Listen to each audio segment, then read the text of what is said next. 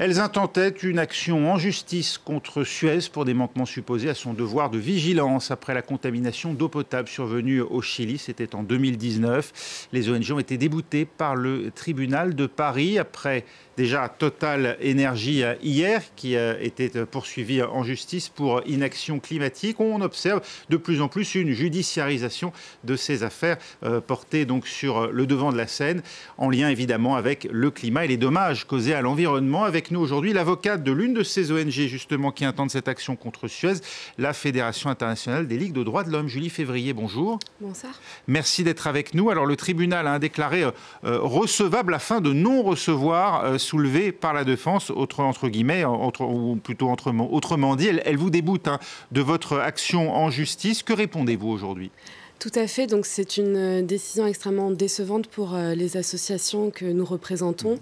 Cependant, elles nous ont d'ores et déjà fait savoir qu'elles souhaitaient interjeter appel de cette décision. Donc cette décision n'est pas définitive.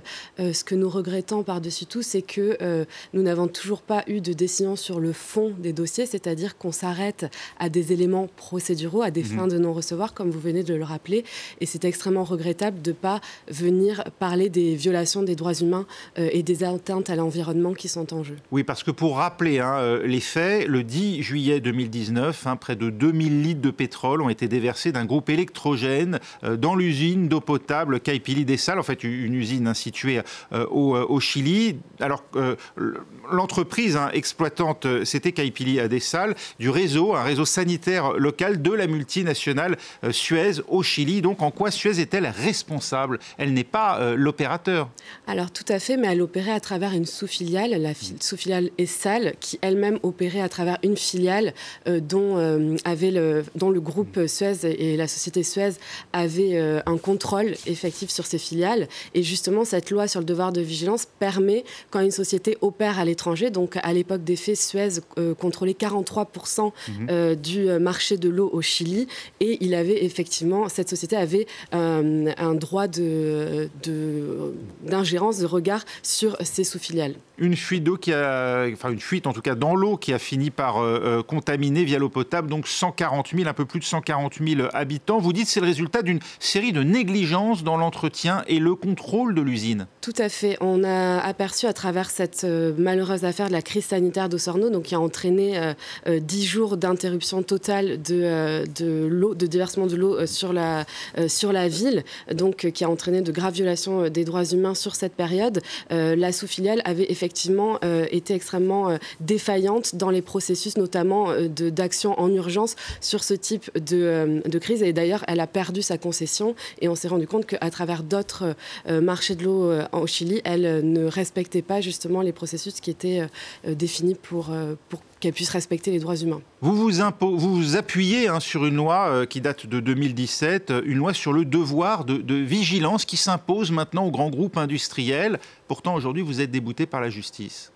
Tout à fait. Cette loi existe depuis 2017. Ça fait maintenant 6 ans qu'elle est donc en vigueur, qu'elle est entrée en vigueur.